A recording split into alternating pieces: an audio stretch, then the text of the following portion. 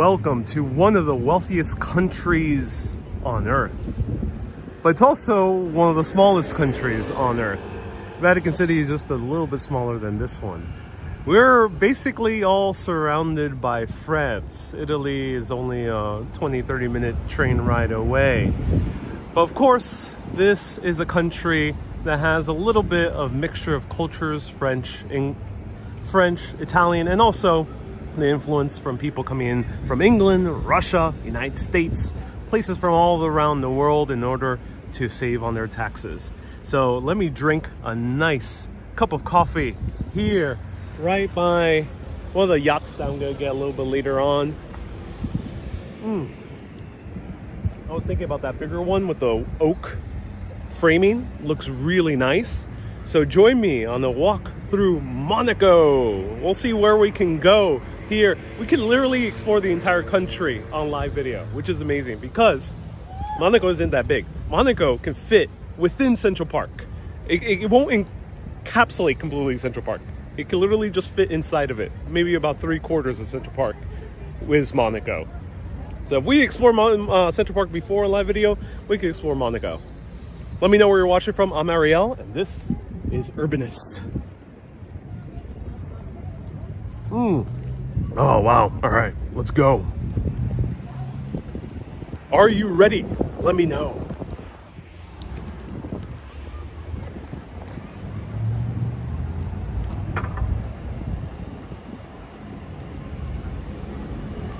So here we are right by the Port of Hercules. But why is it called the Port of Hercules? Well, for that, we have to go back to ancient Greek times. But first, I must apologize for my tardiness. I wish I could tell you an epic story for my tardiness. That I was on a Lamborghini, a friend's Lamborghini, gallivanting through the cliff sides of Monaco. I wish I could tell you that. I wish I could tell you that my friend who was inviting me over to the yacht couldn't come into harbor because it was too big, the yacht. So it was a little bit delayed. I wish I could tell you that, but no. It's a lot more simpler than that. Unfortunately, Monaco, it's its own country. And they take that very literally with the cell phone data. So my cell phone data from France, both services don't work here. And one of them attempted to charge me €4 per megabyte. If you don't know, a live stream is sometimes up to 500 megabytes to 2 gigabytes. That would have been thousands of dollars in order to show you one little live stream. So luckily, I found out that I could use my Verizon wireless data plan and connect to the Monaco servers. Hopefully it won't be charged up the wazoo. I don't think that's supposed to be the case. So I have up to 500 megabytes, I think. A little bit less? Yeah, 500 megabytes with Verizon. So let's continue forth.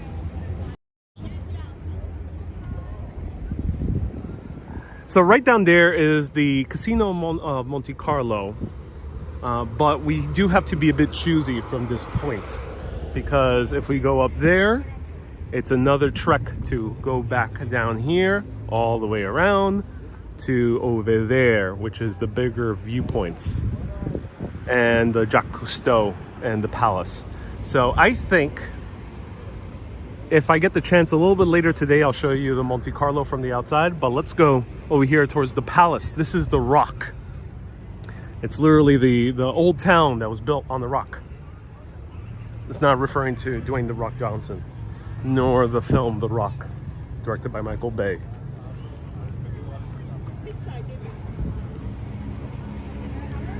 Miss Love says, skip the casino.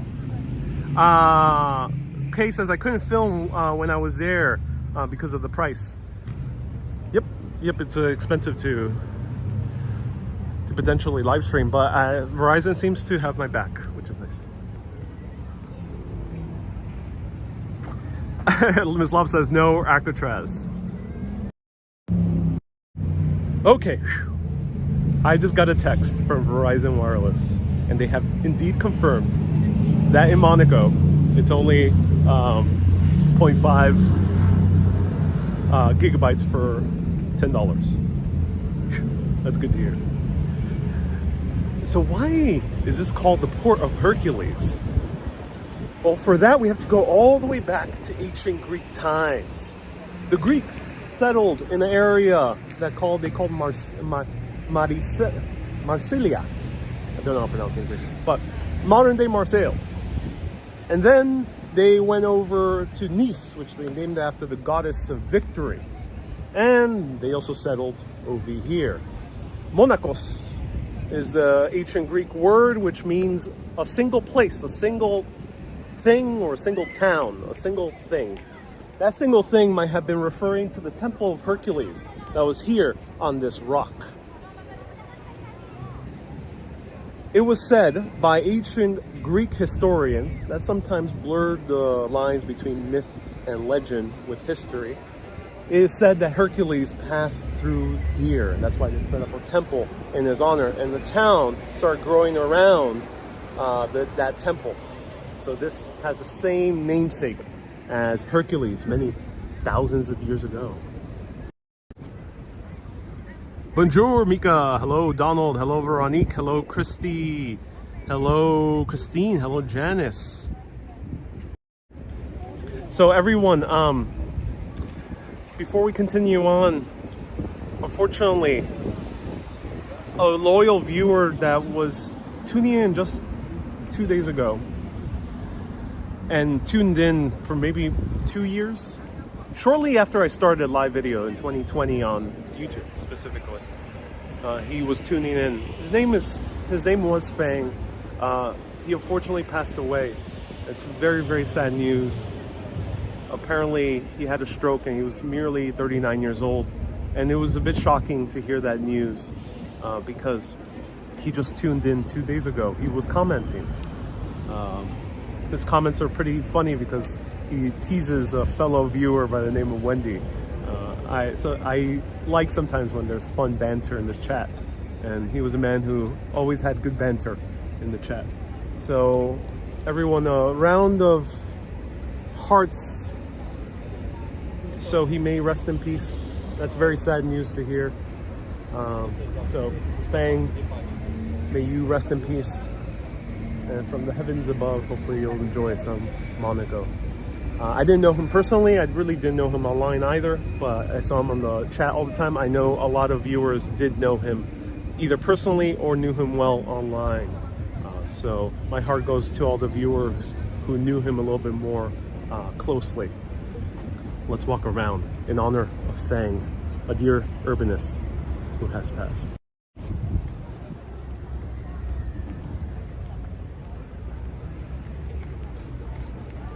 Ooh, the casino.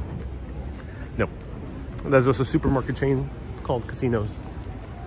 And we're gonna zoom in on the yachts. Mika says, yeah, condolences to his family. Yeah, Fang, P-H-E-N-G was his handle on YouTube. I'm not sure if that was his real name or last name, but that was his handle on YouTube.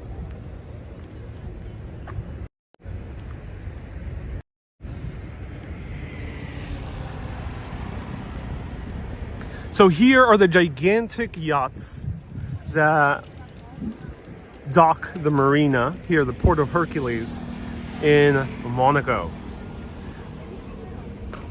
Monaco can fit within Central Park, so we're basically seeing the majority of Monaco.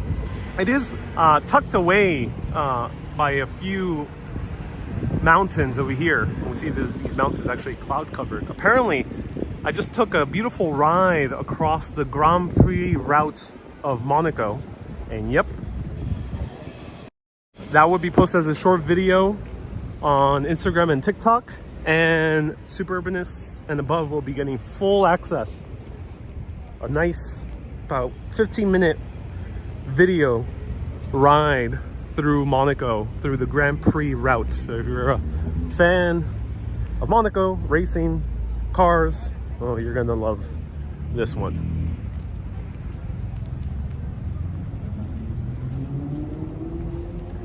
Janice says, oh my, only Hercules can handle those yachts. Yeah, I wonder if we can actually get close to the yachts. Yeah, I think so. Yeah, there's a pathway around here. So let me know if you want to get close to the yachts.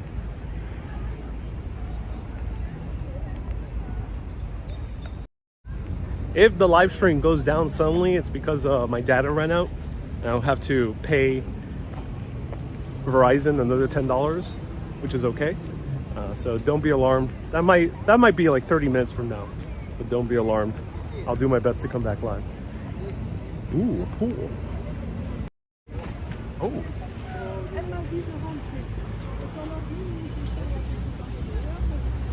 Ah. Oh, this was so relaxing. Oh my God. Oh.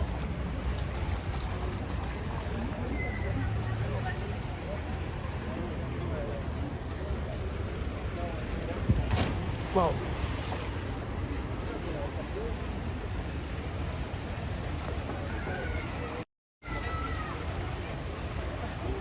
Oh, that pool just looks like the best thing right now. And Wall says it's an Olympic size pool. Yeah, let me know if you think it's Olympic size. Not sure about the sizing.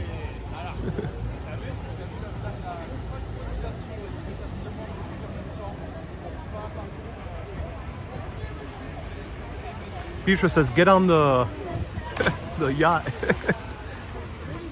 The hat is perfect for it. Thank you. Nico says, hello there. Wow, nice trip, Nico. Yeah, Nico, nice to see you here. Welcome to Monaco.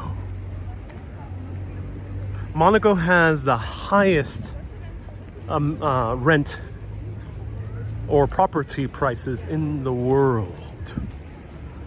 And why is that? Well, it's because this is a tax haven, not for companies, but for individuals.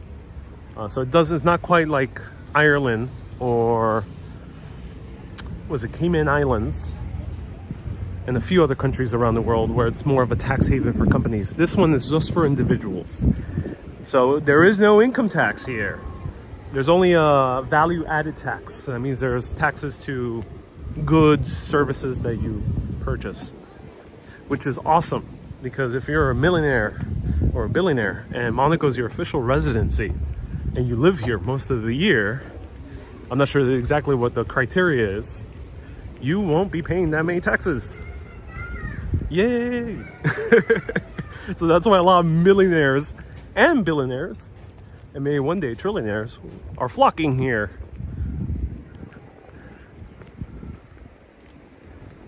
Donald says, are you moving to Monaco to protect your millions or billions? Says Donald. Shh, don't tell anyone. It's funny, I took a amazing race car through the Monaco Grand Prix route. We're very closer to the yachts. And oh, I don't have the video. I don't have the video on this phone.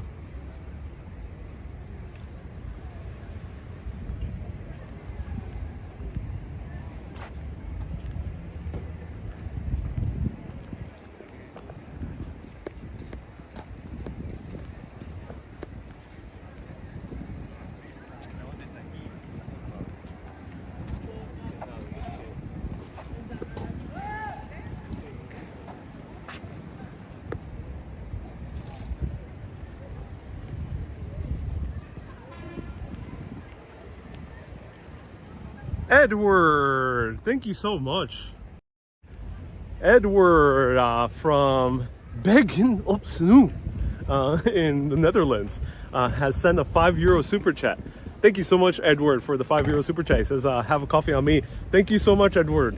I'm already up to my third coffee of the day, but with all this heat and humidity and massive amounts of wealth, I might just need another coffee. So thank you so much. Look, Maureen has left a $20 super chat. Wow. Maureen is already a mega urbanist. A few lucky mega urbanists will be getting postcards from Monaco. I can't do it for everyone, but just a few. I'll buy a few extra so you can claim one a little bit later when I'm in New York. But thank you so much, Maureen, for the $20 super chat. That's so kind of you.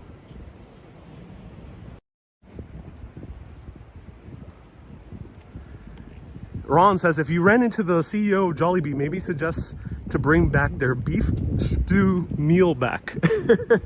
All right, I'll be sure to consult with the CEO of Jollibee. Let me know what's his name. I didn't know that he also lived in Monaco. Is he a Monaco resident? There's a few major CEOs here. There's a lot of famous people here. Look at this. Yeah. Wow. Oh, that's a nice yacht. Adam says, how about some iced coffee? You know, we're in the region of Europe where iced coffee is not that prevalent. And if you do find it, it's usually not so good. So it kind of sucks, Adam. Paris has a bit more iced coffee options, not so much in this region. Wow.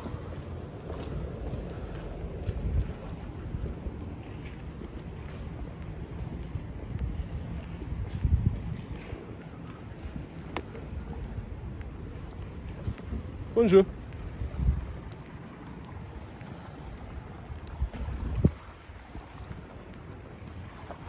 So here they're also pumping with fuel. That's really cool.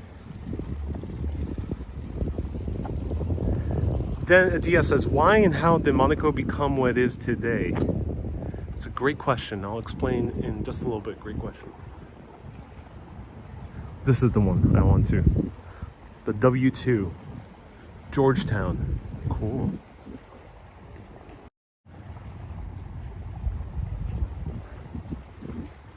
Neptunester says, Hobo had some great iced coffee yesterday. It did, yeah. It was an ice Americano.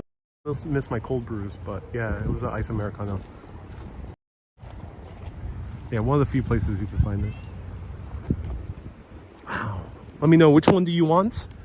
Today's live video, giving away a yacht. All you have to do is write your social security number, your PIN number. You have to provide me a birth certificate and a copy of your credit card. And you can choose any yacht and win it. So you can win the equity right here. So we got the equity. We're going to give you the choices. The equity, you can go for the Zenobia. You could go for the Wedge 2. If you claim that one, I'll get the Wedge 3. Don't worry. And what's the name of the other one?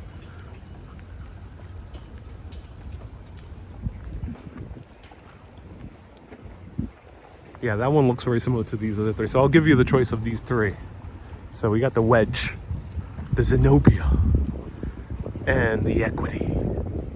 Equity does not sound like a fun name. It sounds like very clinical, very accountant lingo. Shane is putting himself in the running for the Zenobia. Also, I'm joking around. Don't send me any personal information. I'm joking around. In the internet, you never know. Sometimes people take a joke very seriously, and unfortunately, some people don't have common sense. Bless their heart. So no, I'm joking around. Don't send me your personal information. I need a helipad on that. Yeah, I don't think they have helipads. Not these ones. Ooh, that one seems to have huge satellite service. Look at that. Wow. I think one of these might have a helipad. That bigger one down there.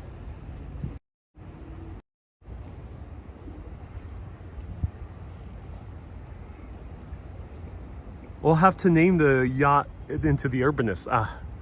Oh yeah, that would be a good name. I like that name.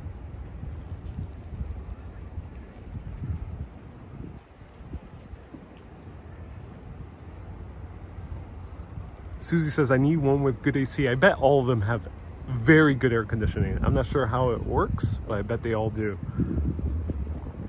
Wow. Some may have been seized, says Chris. Ooh, that means that a discount sale. Is it because of the Russian oligarchs? If it is, all right, time to claim a yacht from one of those seized Russian oligarch yachts. Here's one of the viewpoints. You can hike up there. Apparently it says on Google Maps it's 1 hour and 30 minutes, probably a lot more. But yep, you can go up there. That's cool.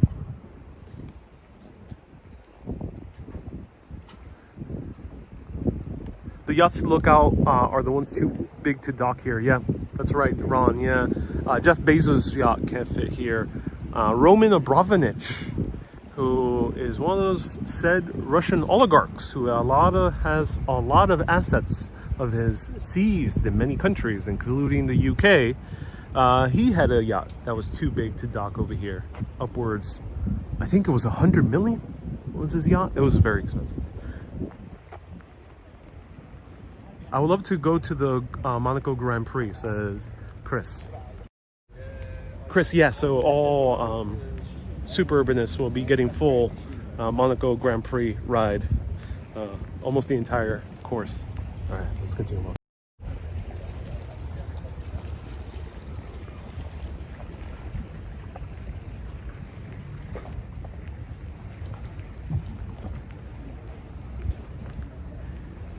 Beatrice, welcome to the live video. Beatrice says, if you had your own yacht, you can travel all the time.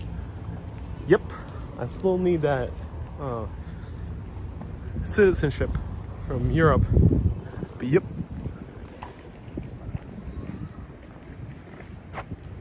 Hey, Christine, thank you so much for 550 stars. Yep, Facebook is working again. All right, now everyone, for the long trek up to the palace, we're gonna see even better views up there. So that was the yacht segment of the show.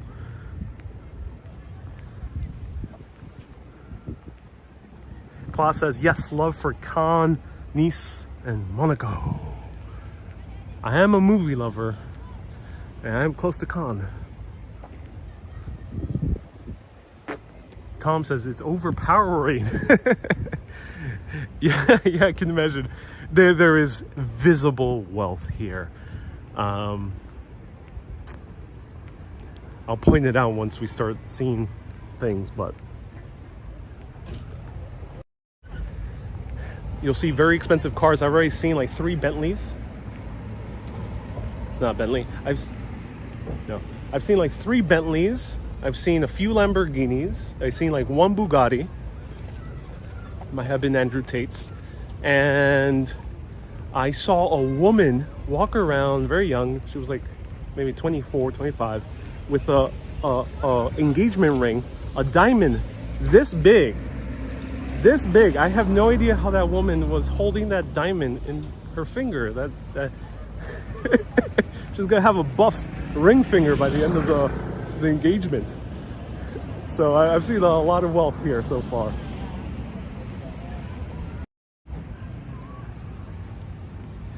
Jan says, is there no Circle Line? No, there doesn't appear to be any Circle Line ferry ride or anything. There seems to be individual boat tours. I was tempted to take one, but a lot of them have like a swimming segment. I'll be a bit bored during that swimming segment. I'm not sure how long it'll take. I don't know how to swim, so I'm not really down.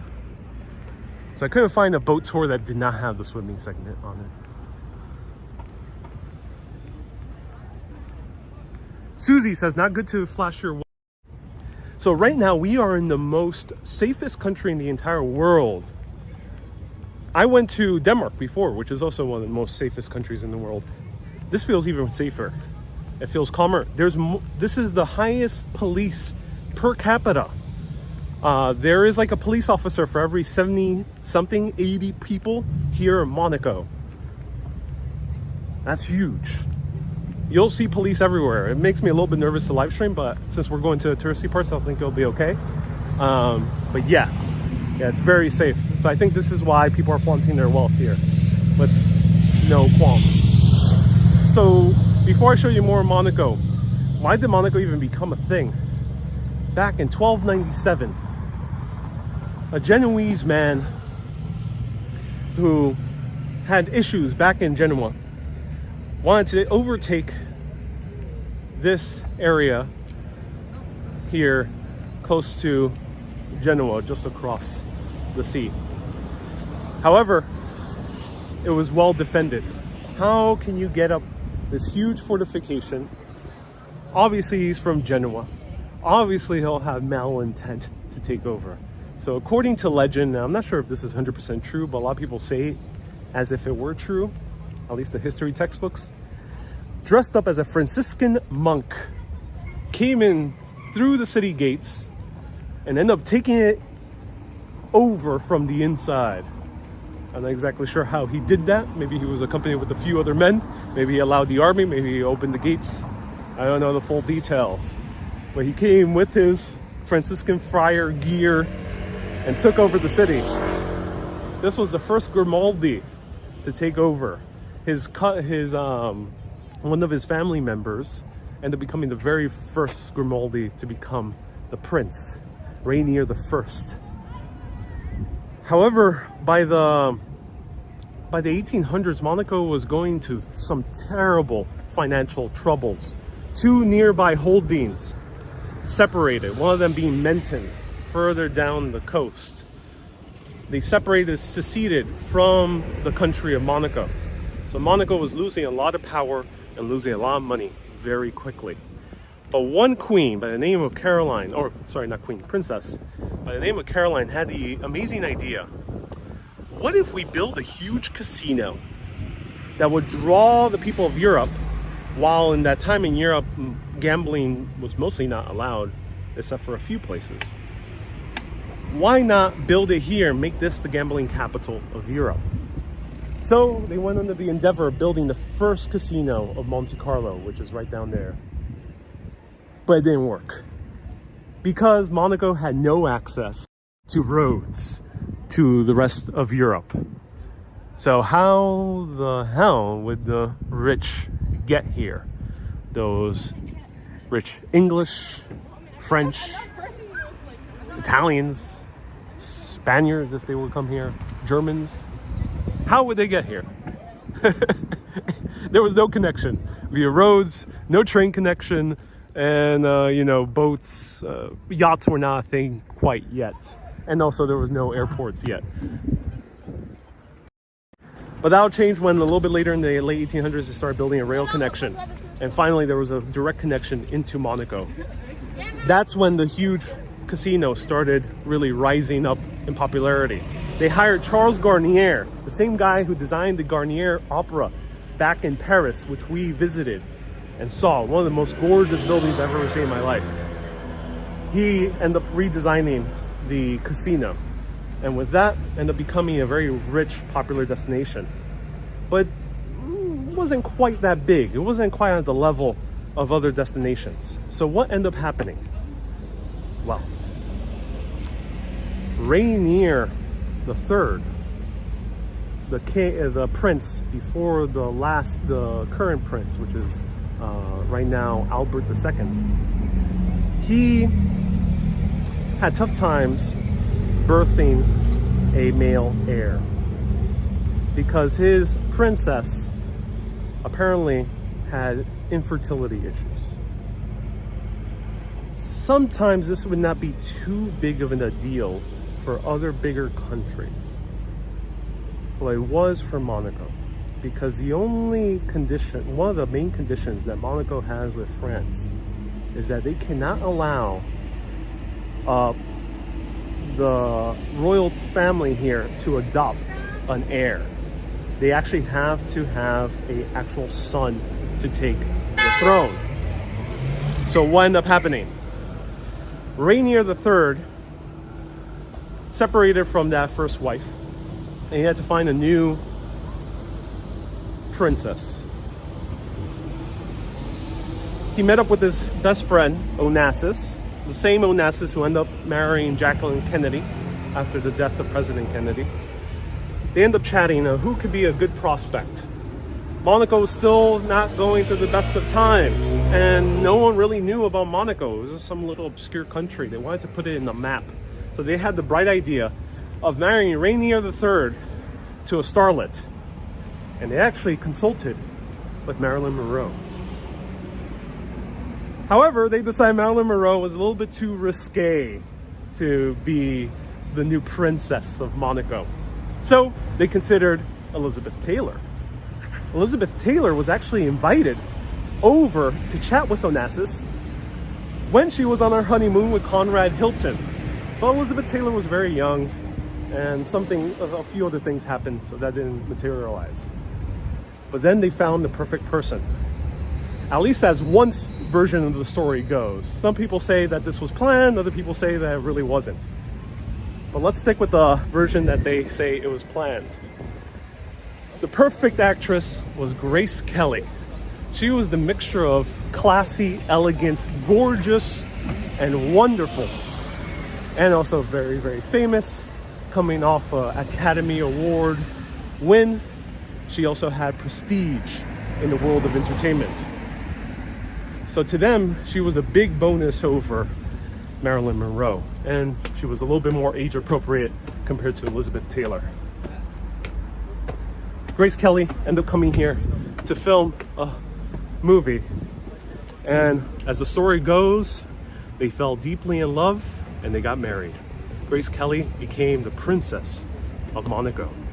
Because of that, Monaco ended up getting on the map in all the people in America and many other countries around the world finally found out about Monaco and said, this is an interesting place.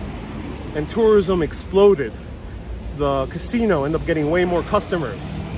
And then later on with the tax haven policies that they ended up implementing, the millionaires and billionaires started coming. So you can thank beautiful Grace Kelly for the Monaco we have today.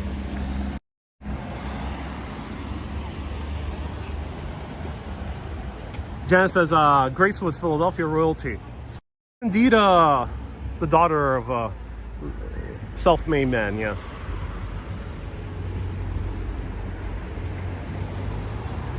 I gotta take some water before I go up the stairs, so bear with me.